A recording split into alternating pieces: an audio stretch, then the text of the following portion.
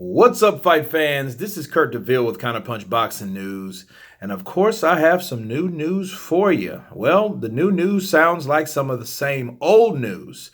Tyson Fury and Deontay Wilder, the purse bid negotiations deadline has been pushed yet again. Remember the guys that they had a deadline for the first 7 days, then it was pushed for another 7 days. Now it is pushed to we don't know when. Because I guess the WBC is like, you know what, we're tired of telling people that it's going to be this particular date, and these guys haven't made up their mind on what they're going to do and how they're going to sign and what the negotiations are.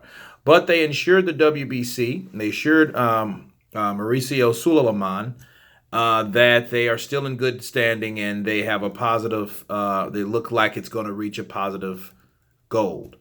Now, that is some hellified faith by the WBC to believe people that said that, oh, all we need is 7 days.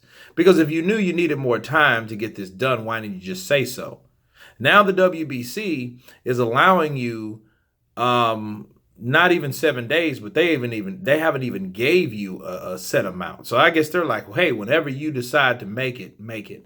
But it's like, you ask yourself, damn, that's really contradicting. How contradicting is that by a sanctioning body that doesn't even go by their own rules? Why would you keep pushing something back and pushing something back?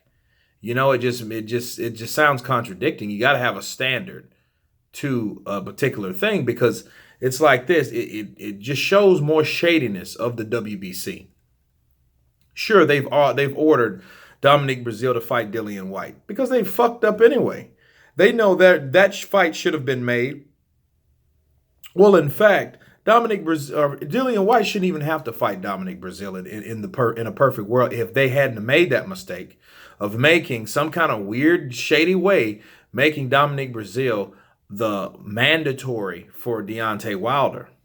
But yet, what difference does it make? Because he hasn't even fought Deontay Wilder, or Deontay Wilder hasn't even fought him being the mandatory. Mandatory means exactly that. You know what I mean? If he's the mandatory, why could Deontay Wilder pick a fucking voluntary when he had a mandatory? And why is Dominic Breazeale a mandatory anyway? Oh, because it's the WBC's fault.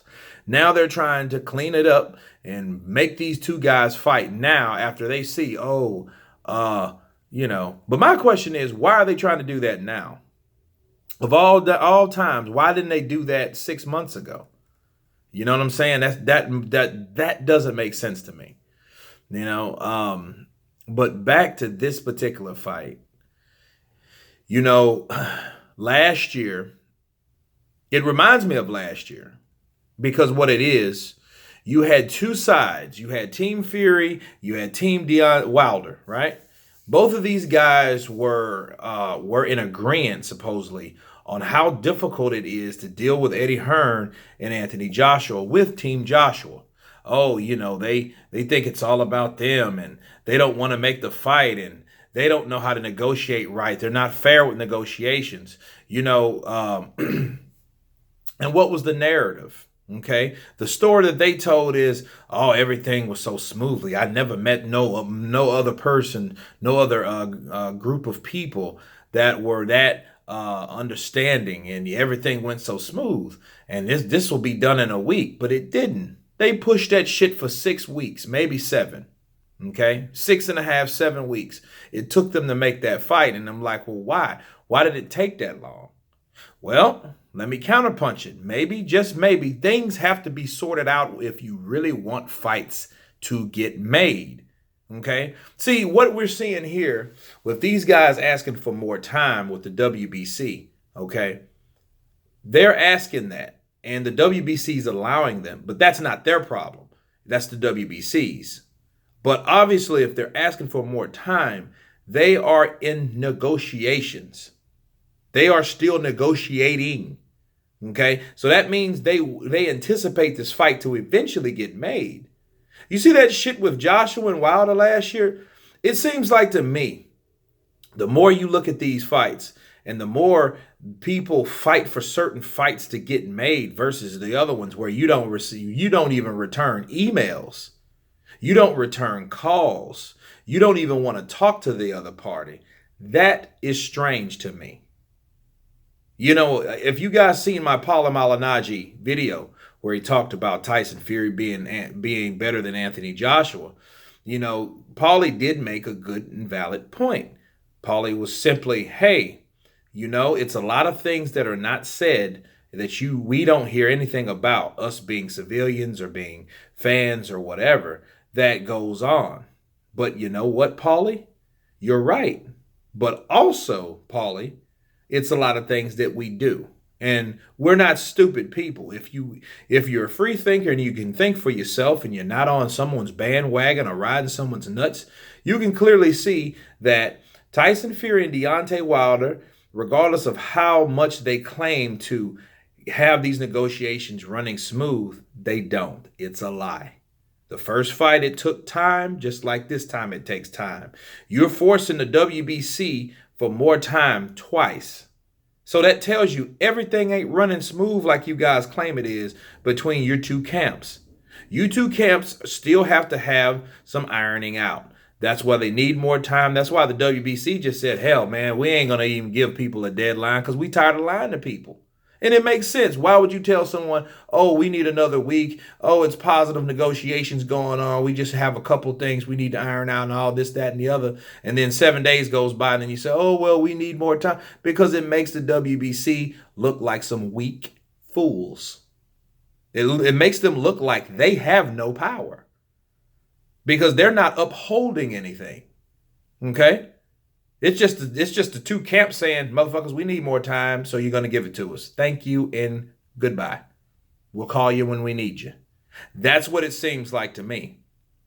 So, you know, and it's all really coming together like there's a certain reason why the WBC does not want this fight to go to a purse bid. See, if it goes to a purse bid, they can't dictate what network it's on. If it goes to a certain network, you know, then they lose power and all kind of credibility. You know what I mean? I see what's going on with the WBC and why they're doing it. That's why they're allowing Deontay Wilder and Tyson Fury to get this fight made in-house and by themselves. So no other rights can be introduced to this particular match. I get it. At the end of the day, I get it. I understand that. So that's me counterpunching that on that. You know, these guys, they need time to get this fight together. You know, I do, again, just like last week, I do question what's taking them so long. But whatever it is, you know, the shit about the 22 million and can, you know, Tyson Fury can make up to 20 million pounds and all this shit. You know what I mean? But then now you guys are still stalling on signing the dotted line. If you're set to make that amount of money, what's wrong with you signing the paper? What's wrong with you signing the contract? I don't think it's Deontay Wilder because get it, it's not. They got all the time they need. Okay, it's not even in a purse bid. Now they did that to avoid a purse bid, obviously, right? Think about it. They didn't want a damn purse bid. We just counterpunched that shit. So what they're trying to do, Deontay Wilder, he's getting a bigger piece of the pie. Okay. Now Tyson Fury is, you know, he can win. He can make up to 20 million pounds after the split or whatnot. Look, all that is speculation. Okay. It's all speculation, but we do know this is Tyson Fury's camp. It can't be Deontay Wilder's camp that hasn't signed it because they're not the ones that's getting the lower part of the split. Okay, but we do know that is one of the problems, the split. You know, so if the money was ironed out, there's nothing signed. I guess they got to read over with their lawyers or whatever the case is. But understand this again, and I'm going to end with this, guys. These negotiations between these two camps are not going as smooth as they claim. So when they come up in the press conference to downgrade Joshua, a fighter that is not even fighting these motherfuckers, they didn't even want to fight, and they say some shit like, well, Joshua, they didn't want to make the fight and this, that, and the other. will remember this and remember these days where they pushed back twice deadlines for a purse bid so they could have time to get their shit together. Okay? Just think about that. So it's not going, it's not, the grass isn't greener on their side. Let's put it that way. Okay? You guys tell me what you think about this purse bid push once again. Of course, please subscribe.